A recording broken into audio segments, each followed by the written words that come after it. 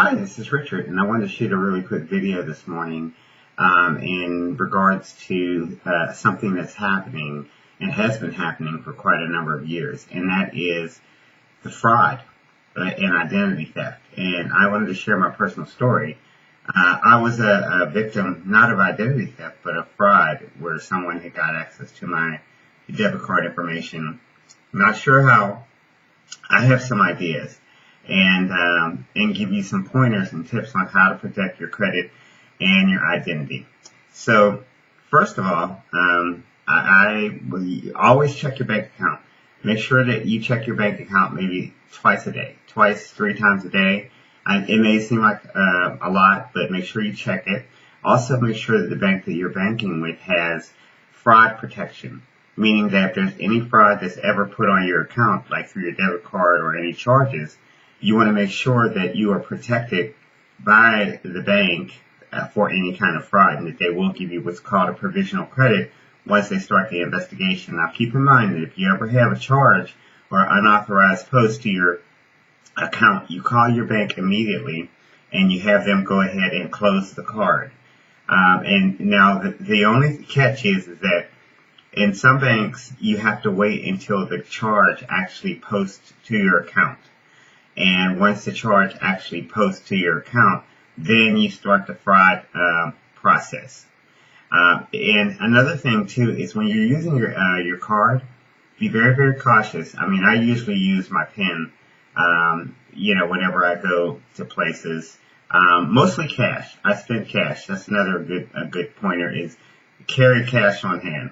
If you know you're going to spend a large amount of money and you're going to go to a retail outlet or something, I know some people don't like to carry cash, but I'll tell you what, basically, you can get a lot more value and a lot more better deals if you come in there with cash in your hands.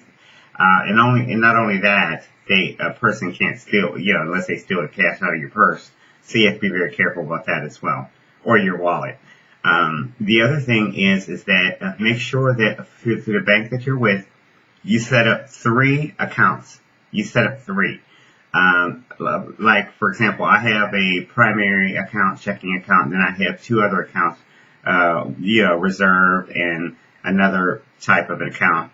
And they're all linked, except here's the catch. You want to make sure that your debit card is associated only with your primary. And what I suggest that you do, and this is something that I've learned and done, is when you get a large amount of money in your primary account, through direct deposit, whatever the case may be, or your deposits, split the money up between the other 2 accounts that are not associated with your debit card. Meaning, leave only the amount that you need in your main account to allow for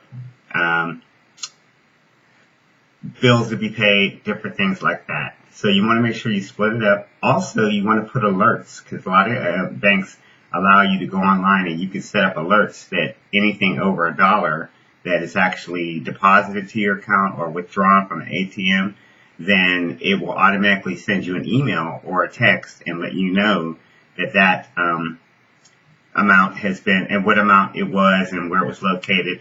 And then you can do the same thing with your credit cards, and you can also set it up for overdraft protection. But just keep in mind that set up those extra 2 accounts. Most of the time they come with your bank account. Depending on what bank you bank with, Bank of America, PNC, SunTrust, I mean, they're really good banks. PNC is a really good bank as well. They're really big on anti-fraud.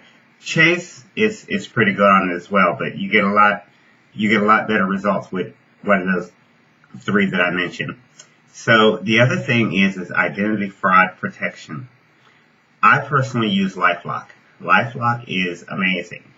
If you have anyone, and you can set up everything on your LifeLock, you can put all your debit cards, your credit cards, your bank account number, everything, your social, and what happens is if anyone tries to access your information or tries to purchase something, LifeLock will send you an alert via email or text and say, someone attempted to try to put in an application in your name using your social and information.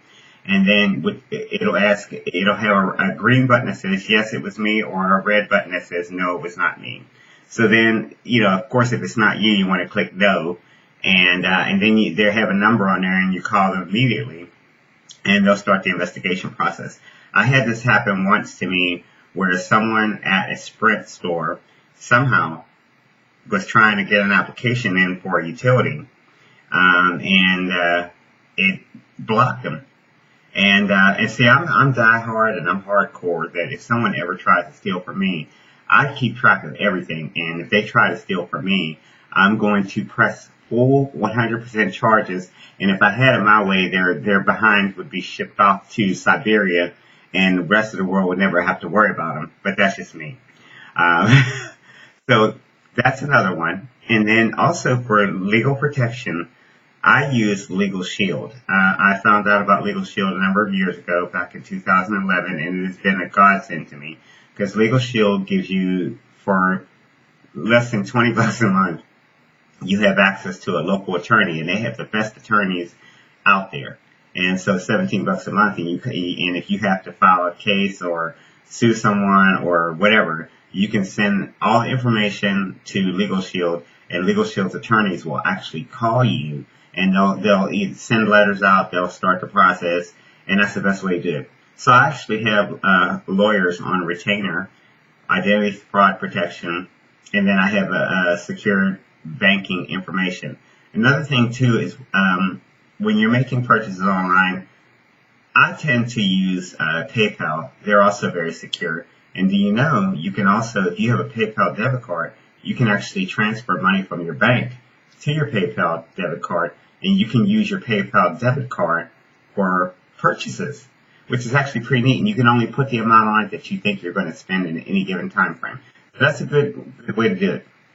Another thing too, and this is getting into another area, is you want to protect yourself and your assets. You also want to set up a home business. A home business is a very tax advantaged tool and a way to go. And there are several different businesses you can get into. Network marketing, you can be affiliate marketing, and different things like that. So if you're interested and you'd like some suggestions for a home business, if in the box, either below or above, you'll notice I have a couple links in there for getting involved and get some more information. And I'll also include some links in there in regards to the lifelock, identity theft protection, and also LegalShield. So hope you're having a fabulous day. Hope you found this information of value. But remember, pay close attention to your assets, your income, your money, because there are people out there that's their job on 24/7, and it's all over the globe to steal your identity and to steal your money. And the best thing you can do is take every precaution as possible and lock it up like Fort Knox in maximum security, and make sure you track everything every single day. Take care and have a blessed day.